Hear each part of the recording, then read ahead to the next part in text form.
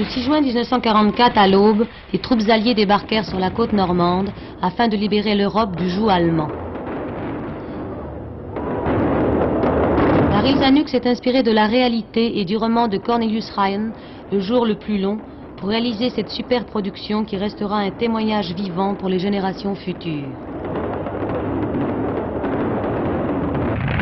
Lorsque nous sommes allés sur les plages du débarquement, nous avons choisi pour vous les principaux acteurs qui incarnent les Français ayant collaboré à cette grande entreprise.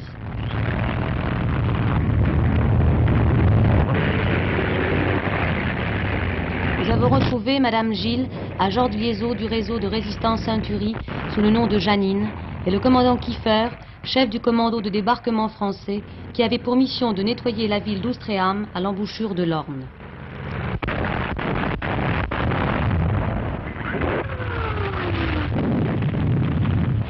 Avant d'interviewer Daryl Zanuck et les principaux protagonistes français du jour le plus long, regardons ces images authentiques du débarquement.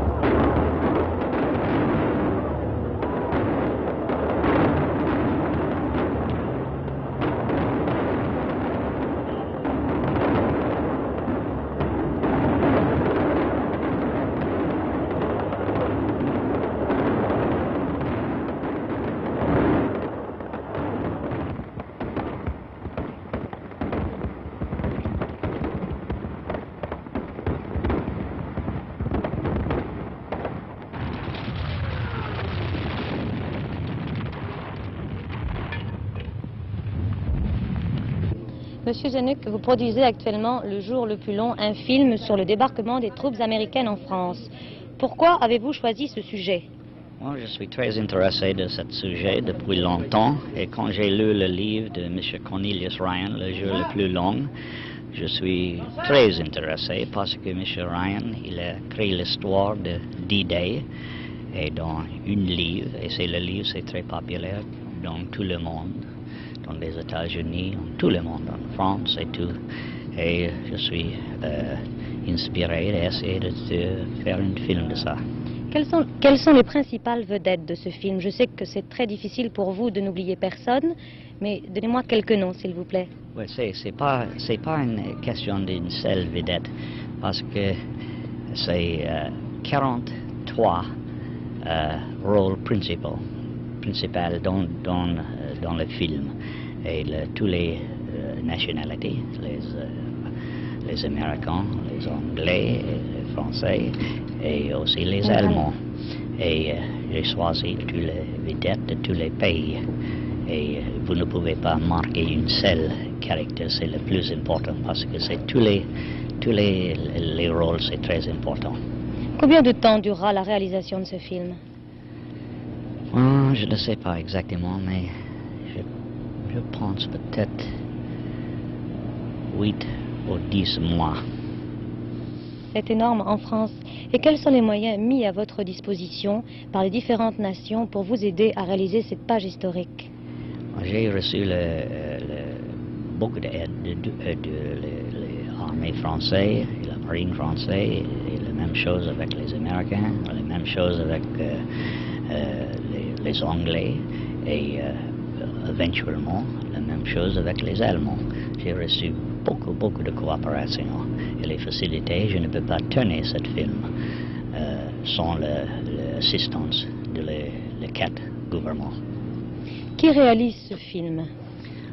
Maintenant, j'ai employé pour le premier moment dans la bataille, c'est le service de M. Elmo Williams et M. Gerd Oswald et M. André Marton. Et pour les Allemands, M. Bernard Vicky, qui a tourné Le Pont. C'est un film grand succès jusqu'à maintenant dans les États-Unis et dans tout le monde. Et je n'ai pas choisi encore le mettre en scène pour les Américains. J'ai aussi pour les Anglais M.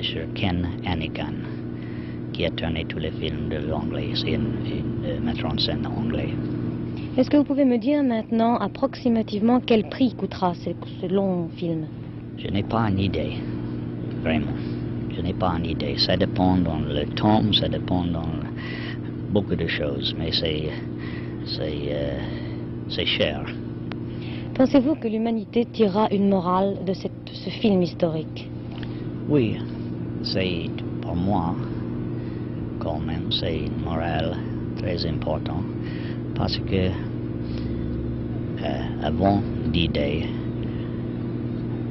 1944, c'est les Alliés, c'est pas un grand succès.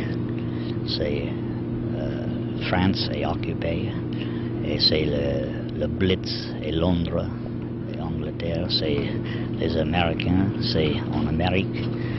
Et avant ça, c'est les trois pays. C'est pas beaucoup de succès contre les Allemands. Mais c'est le film est montré si les Alliés bougent ensemble. Si tous les Alliés essaient ensemble, il peut gagner. Et après 4 ans de graves difficultés, les Alliés éventuellement finissent la guerre avec victoire à cause de la collaboration de les mondes qui désirent la liberté. Et je crois, cette idée, c'est très important pour la jeunesse d'aujourd'hui. Gilles Delamarre, je vois que vous avez revêtu un uniforme de soldat français. Quel personnage interprétez-vous dans ce film? Eh bien, je joue le Batman, l'ordonnance, le garde du corps, si vous voulez, de Kiefer. Qui est Christian Marquand. Qui est Christian Marquand. Et vous êtes cascadeur, j'entends, vous avez beaucoup d'aventures qui vous arrivent dans le film. Qu'est-ce que vous faites de particulier? Eh bien, j'ai une équipe, en plus de ce rôle, j'ai une équipe de stuntman, enfin de cascadeurs, qui est chargée donc de faire les choses difficiles ou dangereuses dans ce film. De préparer les coups pour... C'est ça, de régler ça pour tous les acteurs, pas seulement pour l'histoire de Kiefer, mais pour l'ensemble du film. Nous avons sélectionné ces 15 garçons parmi 200 candidats, et ces 15 jeunes gens sont chargés de faire les choses dangereuses du film. Vous avez recruté ces jeunes gens où? Eh bien, le recrutement a été un peu bizarre, enfin un peu partout. Vous savez, ça s'est fait un peu comme ça, de bouche à oreille, puis dans des journaux spécialisés, dans des associations aussi, parmi d'anciens membres des parachutistes ou des hommes grenouilles ou des commandos, et puis aussi des cascadeurs de métier, des acrobates de cirque, enfin un peu partout, voyez-vous, nous avons... Et qu'est-ce que vous allez faire? Quelles sont vos activités maintenant? Le parachutisme, les voitures, le cinéma? Qu'est-ce que vous faites? Racontez-moi. Il faut d'abord finir ce film, et ce film est loin d'être terminé, puisque nous allons à l'île de Ré bientôt. Nous partons pour l'île de Ré où vont se dérouler les scènes de débarquement, enfin purement les scènes de débarquement, c'est-à-dire tout ce qui sera marin, sous-marin. Georges Rivière, la dernière fois que nous nous étions rencontrés, c'était sur le jeu de la vérité. Depuis, vous avez changé d'uniforme. Mais je crois que... C'était pas un uniforme, le jeu de la vérité. Donc, mais je crois que vous ne pensiez pas faire ce film. Vous avez été appelé au dernier moment. C'est exact. Et oui, hélas, d'ailleurs, pour un camarade, c'est la première fois de ma vie que ça m'arrive de remplacer un confrère, un ami. Daniel Gélin était à la chasse et d'après ce que j'ai entendu dire, il s'est laissé partir en nettoyant son fusil un coup dans le pied et je crains qu'il en ait pour quelque temps. Et vous jouez le rôle d'un soldat français puisque vous oui, êtes d'un comte qui s'appelle Montlore, qui je crois d'ailleurs est vivant aujourd'hui, mais je n'ai pas eu le plaisir de le rencontrer. Et que vous arrivez de particulier sur ce film? À moi rien de spécial, sinon que... Vous êtes à la tête d'un groupe? Je suis un sergent seulement, donc pas à la tête d'un groupe, oui, d'un petit groupe, d'après ce que j'ai compris. Je ne suis pas très fort en groupement et en... Mes connaissances militaires s'arrêtent à mes connaissances cinématographiques et des rôles que j'interprète comme militaire dans les films. Alors, vous voyez que ça ne va pas très loin. Comme la dernière fois j'étais prisonnier. Rien du tout non oui, plus, hein. Évidemment, on m'a dit que j'étais sergent. Et la seule chose qui me concerne et qui peut être assez comique c'est beaucoup dire, c'est que je tire une certaine revanche du fait que l'objectif qui est assigné à mon groupe, c'est d'attaquer un casino dans lequel le personnage que j'interprète aurait auparavant, avant la guerre, perdu de sérieuses fortunes. Et il est très content de pouvoir se venger en démolissant le casino. C'était pas un joueur acharné, alors parce qu'on sait, il aurait aimé revenir pour jouer dans ce casino. Oui, c'est probable. Christian Marquand, vous avez le principal rôle de l'équipe française, je crois, puisque vous incarnez le commandant Kiefer. Oui. Qu'est-ce qui vous arrive dans ce film? Racontez-moi un petit peu qui est le commandant Kiefer. Le commandant Kiefer s'est illustré pendant le débarquement à la tête d'un commando pour un courage et une prise de risque tout à fait exceptionnelle.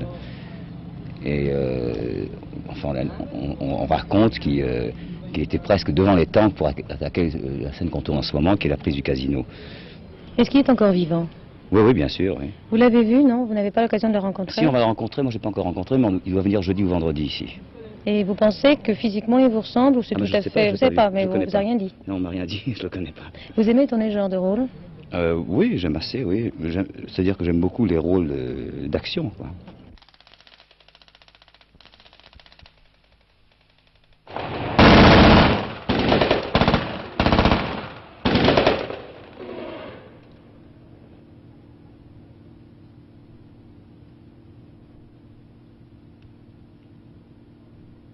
Monsieur, dans ce film, vous êtes un Allemand, et dans la vie, vous êtes français ou allemand? Français. Vous jouez ce rôle, vous avez subi, je crois, une période d'entraînement. Oui, oui, c'est exact. Et qui vous a entraîné? Comment cela s'est-il produit? C'est M. Jendrich, ici présent, qui nous a sélectionné, nous a fait subir l'entraînement pendant 3 semaines. Et vous avez fait, monsieur, cet entraînement selon quelle méthode? Vous êtes allemand, je crois. Je suis allemand, ancien allemand, naturalisé français. Je suis ancien parachutiste de l'armée allemande depuis 1939. En 1945, j'ai fait la Légion étrangère et après j'étais naturalisé français. Je suis conseiller technique déjà depuis plusieurs films, dans plusieurs films comme conseiller technique allemand qui connaît la question militaire allemande et c'est la méthode allemande. C'était tout. Je le fais comme il fallait une compagnie d'honneur, il fallait la présentation d'armes, qui bien sûr dans le film pour les soldats allemands, il fallait le faire à l'allemande, et c'était l'entraînement là-dessus. En plus de troupes de la guerre, alors il fallait savoir courir, se coucher. Ça vous a demandé beaucoup de mal pour former tous ces hommes. Vous avez combien d'hommes? Vous avez formé combien d'hommes? J'ai formé 60 hommes. Pour ce film, 60 Allemands jouent dans ce film. Et vous avez eu beaucoup de mal pour leur montrer ou... Non, parce qu'ils étaient pleins de volonté. Et puis parce qu'ils avaient peut-être aussi fait leur service militaire tous et vous connaissiez... Ah oui, non? presque tous les anciens parachutistes de l'armée française. Alors déjà sportifs au début. Est-ce qu'il y a une grande différence entre l'exercice pour les parachutistes français et pour les parachutistes allemands? Est-ce que vous avez une grande différence de méthode? Oh, la méthode, c'est pas du tout la même, parce qu'il faut dire que nous, on était les premiers parachutistes. C'était pas tout à fait la même chose que maintenant, parce que la sécurité, maintenant, question parachutiste, c'est beaucoup plus grand.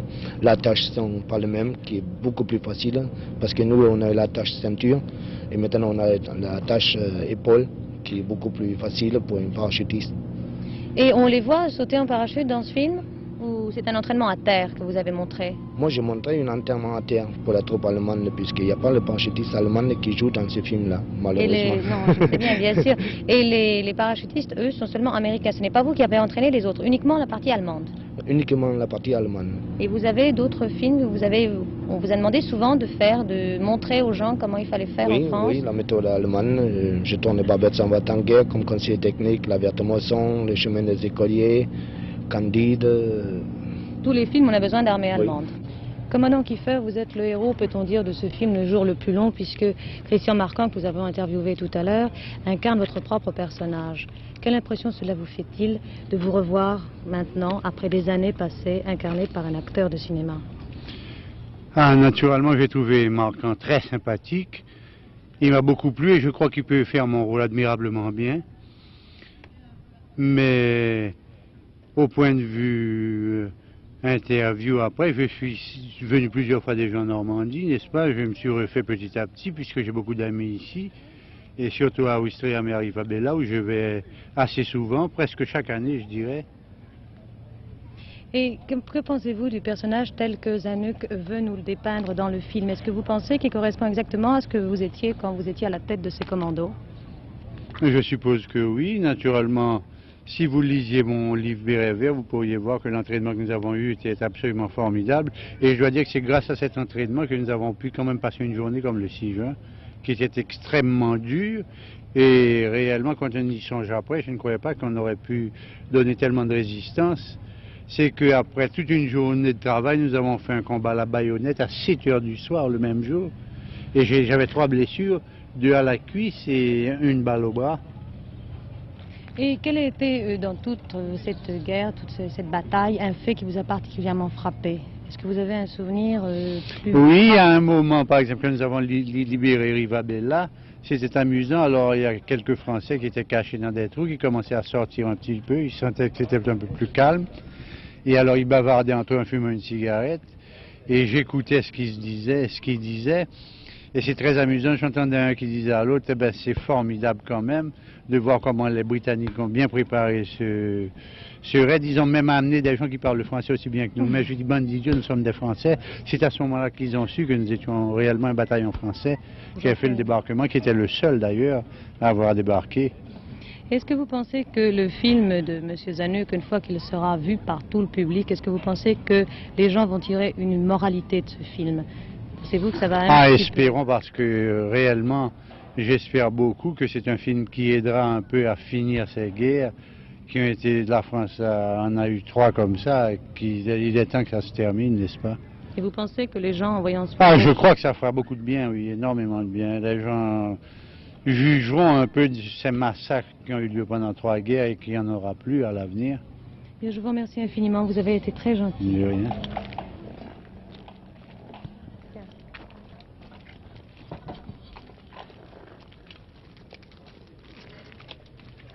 Irina Damick, vous jouez dans le film de Zanuck, Le jour le plus long. C'est la première fois que vous faites du cinéma. Oui, c'est la première fois. Que faisiez-vous avant? Eh bien, j'étais mannequin, je faisais des photos, je passais des collections. Et comment je travaillais beaucoup pour l'étranger aussi. Et comment se fait-il que vous ayez décidé de faire du cinéma? Comment avez-vous rencontré M. Zanuck? Oh, ça c'est vraiment une coïncidence. Je n'ai jamais décidé de faire du cinéma. Je n'en faisais pas un but pour moi. J'ai rencontré par hasard M. Zanuck chez des amis. Et un jour, il m'a proposé le rôle du jour le plus long. Et tout. Quel est votre rôle dans le jour le plus long? Eh bien, c'est le rôle d'une résistante qui a existé pendant la guerre et qui a fait passer des Anglais, des aviateurs anglais, d'une zone à l'autre de la France. Et alors, ce rôle est un petit peu raccourci dans le film. J'aurai que 3 ou 4 scènes en tout. Mais enfin, c'est le rôle de cette résistante. Et vous connaissez cette résistante? Oui, elle est oui, encore bien vivante? sûr, bien sûr. Elle habite Caen, elle est très gentille, elle vient très souvent nous voir. Et vous trouvez que physiquement vous vous ressemblez? Ah non, pas du tout, pas du tout. Non, ça c'est le côté cinéma. Ah, ça c'est le côté cinéma, bien sûr. Comme son histoire est un peu arrangée, le côté cinéma y est toujours pour quelque chose. Vous avez un nom de consonance étrangère. Oui, vous êtes je suis étrangère? d'origine russe. Mais vous parlez très bien français. Oui, parce que je suis née en France. Bien. Je suis seulement d'origine russe. Je suis française autrement. Nous sommes au pont de Bénouville. Que se passe-t-il cet après-midi? Vous pouvez nous expliquer un petit peu? Eh bien, oui, cet après-midi, je passe le pont. Enfin, nous sommes plusieurs à passer le pont. J'ai un camarade qui est sur une charrette et qui essaie de faire passer une quantité, je ne sais pas laquelle, d'aviateurs anglais. Et alors, nous passons là-bas. Et je dois attirer le regard des Allemands pour l'aider à passer, étant donné que je crois que ses papiers ne sont pas en règle ou quelque chose comme ça qui ne va pas. Alors en attirant le regard des Allemands, enfin le regard et l'attention des Allemands sur moi, il le laisse passer plus facilement et voilà. Vous aimez faire du cinéma? Eh bien écoutez, pour l'instant, je ne peux pas vous dire si j'aime ça. En tous les cas, j'aime beaucoup l'équipe avec qui je travaille. C'est très très agréable, ils sont tous très gentils. Enfin, c'est un travail très très différent de celui que je faisais avant et... J'aimerais beaucoup continuer si je suis capable de le faire. Est-ce que vous avez déjà tourné depuis que vous êtes là? Oui, bien sûr, j'ai fait des films publicitaires, bien sûr. Non, mais dans ce film... non. Ah oui, dans ce film, oui, j'ai déjà tourné un petit peu comment ça s'appelle déjà le village? Il y a tellement d'endroits que j'oublie... Non, pas du tout, Sainte-Père-Église, Port-en-Bessin. Port-en-Bessin. Est-ce que vous êtes vu en projection? Oui, oui. Et alors, quel a été le résultat? Vous trouvez... Ah non, j'étais horrifiée. Et malgré tout, vous pensez que vous faites confiance à M. Zanuck, si vous dites c'est bon, vous dites je peux faire une carrière? Non, pas tellement. Peut-être qu'il me dit que c'est bon pour me faire plaisir. Je ne pense pas que même quand on est producteur de films. Oui, bien sûr, mais enfin, vous savez, comme j'ai un petit rôle, là, je ne risque pas de faire des ennuis, enfin, au producteur, enfin, de lui causer des ennuis ou de faire écrouler le film. Ça, j'ai un rôle vraiment trop petit, mais enfin, tous les acteurs qui viennent ici, il y a, je pense, une 60aine de grands acteurs qui jouent dans ce film. Ils ont tous des rôles très très courts. Enfin, c'est pas une raison pour que... On parle beaucoup de vous dans la presse mondiale, française, étrangère. Est-ce que vous avez déjà eu quelques propositions pour un nouveau film? On est venu vous voir déjà ou pas encore? Non, pas encore. Non. Puis, de toute façon, vous savez, j'ai beaucoup de courriers chez moi, j'ai beaucoup de choses. Je ne sais pas si on m'a fait des propositions. On reçoit mes coups de fil à Paris, mais je ne retourne très rarement. Je reste ici, ça m'amuse. Oui. Même quand j'ai rien à faire. C'est joli la Normandie. Oui, c'est joli la Normandie. Puis aussi... ça m'amuse de regarder tourner un film. C'est la première fois que je vois ça de si près. C'est très intéressant. Ça m'amuse beaucoup. J'aime. Madame Gilles, vous êtes le principal héros, on peut dire, de ce film et la principale vedette tout en ne jouant pas dans ce film. Je voudrais avant tout vous poser une question. Comment êtes-vous venu dans un réseau de résistance?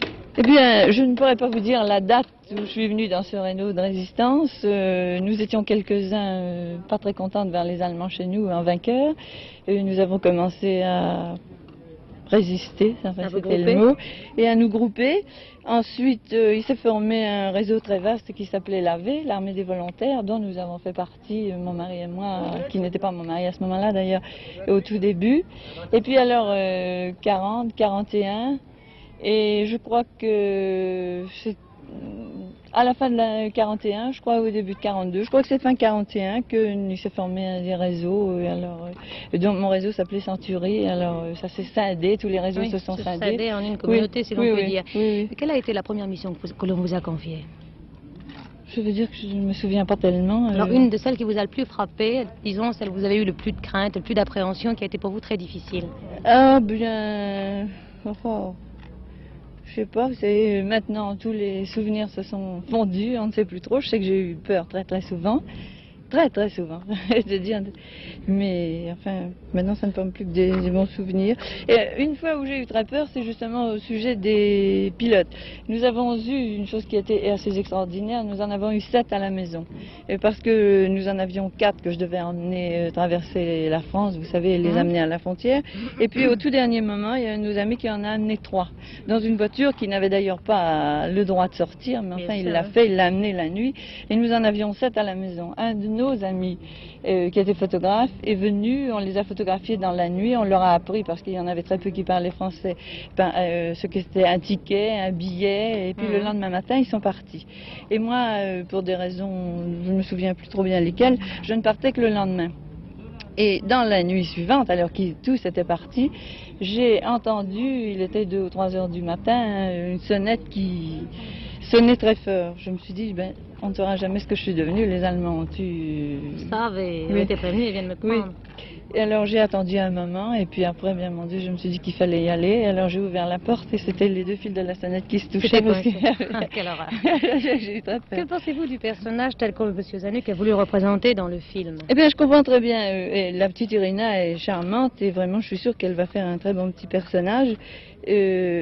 C'est un peu difficile parce que on a voulu rassembler en une journée le travail de quand même 2 ou 3 ans. Vous comprenez, c'était impossible de prendre 68 pilotes. Alors on les a pris, 2 arrivaient ou 1, ils étaient blessés, on les amenait à la maison, on les soignait, ensuite on les ramenait. On en a amené d'abord en Bretagne, ça n'a pas duré très longtemps. Ensuite la frontière espagnole, ça n'a pas duré longtemps non plus. Ensuite on les amenait du côté suisse. Enfin, je dois dire que on a trouvé que j'étais un peu imprudente parce que c'est ce que j'avais inventé. Je leur demandais, je les emmenais au cinéma avant de partir. Tout le monde trouvait que c'était idiot. Je trouvais que c'était pas plus idiot de les emmener au cinéma que de les emmener, que de traverser la France avec eux. Et ça leur donnait un peu d'assurance. À ce propos-là, il y en a un qui un jour était avec nous et je désirais qu'il voie les actualités. Et il a été gâté ce jour-là. Il se trouvait que les actualités donnaient une forteresse volante qui était attaquée par un avion allemand. La forteresse était descendue en moins de 2 et voilà. Et alors l'Américain était là, indigné. Il disait mais c'est pas vrai, on vous ment. Alors vous essayez de nous raconter ça. Les gens qui pouvaient être à côté de vous. Et de voir tourner ce film qui vous retrace des périodes plus ou moins pénibles, des périodes de joie très certainement aussi. Oui, quelle impression cela vous fait-il? Ça vous émeut? Est-ce que vous pensez que... Ça m'émeut. J'ai surtout été émue aujourd'hui quand j'ai revu le commandant Kiefer. C'est la première fois que vous le revoyez? C'est la première fois, depuis le tournage. Je l'avais vu l'année dernière. Mais et quel était à peu près l'échange de vos impressions? Est-ce qu'il est d'accord avec vous? Est-ce qu'il trouve ça très émouvant? Oui, mais pour lui c'est beaucoup plus émouvant que pour moi. Vous savez, c'est quand même la relation. Moi, le débarquement pouvait très bien se faire sans moi et sans lui. Enfin, vous avez travaillé dans l'obscurité. Ah oui, c'est pas la même chose, ça n'a rien.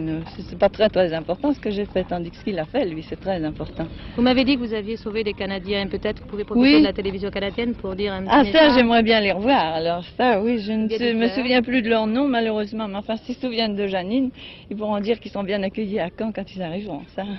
Merci, madame. Je suis très heureuse.